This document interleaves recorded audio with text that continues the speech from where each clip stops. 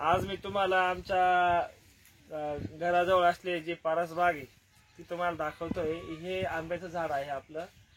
साधारणतः 5 वर्षापूर्वी हे झाड लावलेलं होतं। खूप छोटंसं झाड होतं, पण 5 वर्षामध्ये त्याला फळं यायला लागली।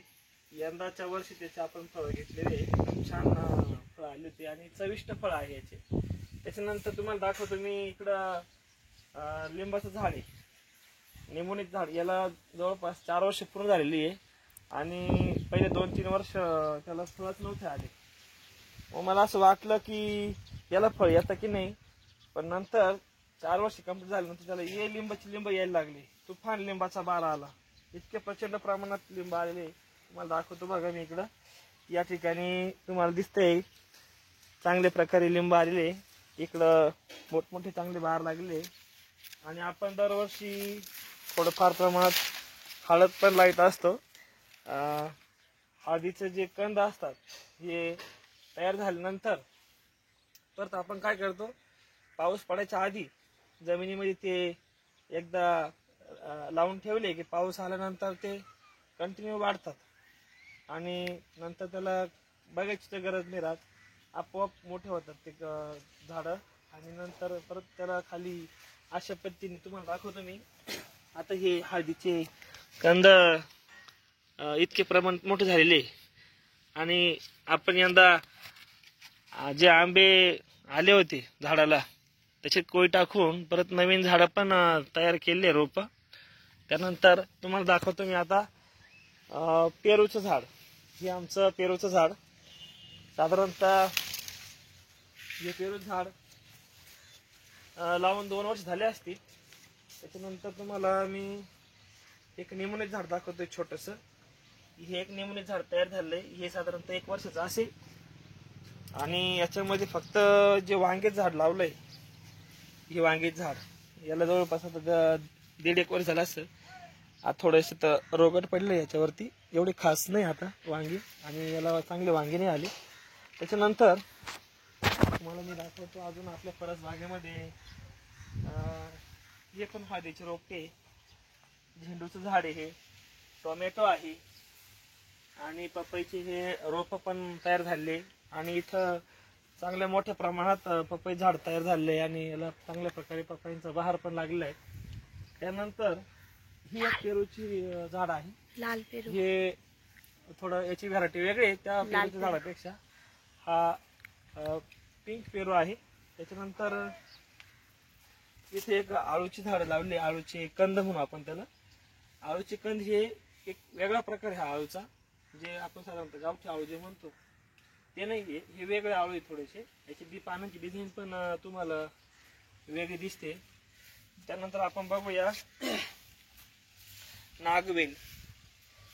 आपल्याकडे प्रथम तर नागवेल येते की नाही याची खात्रीच नव्हती। उन्हाळ्यामध्ये मी एक झाड आणलं होतं नागवेलीचं, आणि यंदाचा उन्हाळा म्हणजे एकदम कडक उन्हाळा होता। त्या उन्हाळ्यामध्ये असं वाटत नव्हतं की हे झाड कंटिन्यू राहतील म्हणून, कारण पाण्याची इतकी चणचण बसली होती। पण थोडं थोडं पाणी टाकून आपण हे झाड जगवलेले आणि अशा प्रकारे या वेलीची वाढ झालेली चांगली।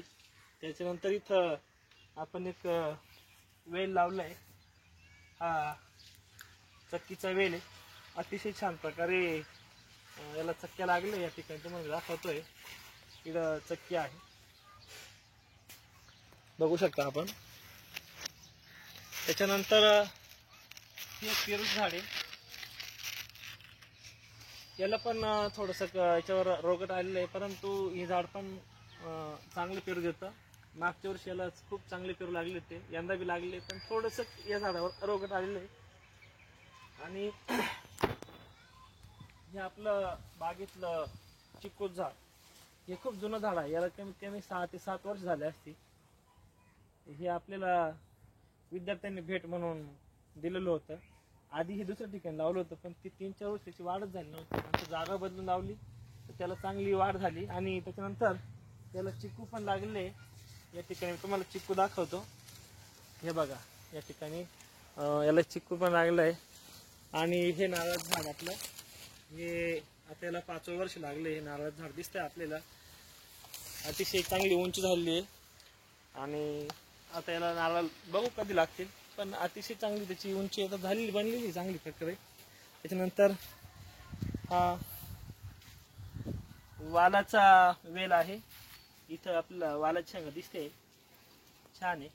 त्याच्यानंतर छोटेसे काही वांग्याचे रोप या ठिकाणी आणि छोटासे ऊस दिसतो या ठिकाणी, ऊस लावलेला आपण. आणि हे झाड आंबाड्याचं आहे, याची भाजी बी करतात. आणि हे पण आंबाड्याचं झाड आहे, असे 2 झाड लावले. त्याच्यानंतर एक मोठी पपई झाड आहे, याच्या पपया एकदा खाऊन झालेले, आता दुसऱ्यांदा परत पपया आले, याला वरती बहार लागले आहे नवीन. त्याच्यानंतर हे एक आपलं जुनं निंबोनीचं झाड आहे, हे जुनं निंबोनीचं झाड आहे, पण अजून याला एकही लिंबू लागले नाही. गावठी टाईपमध्ये येते हे, याला एकही लिंबू लागलेलं नाही अजून, पण भरपूर दिवसाचं जुनं झाड आहे हे.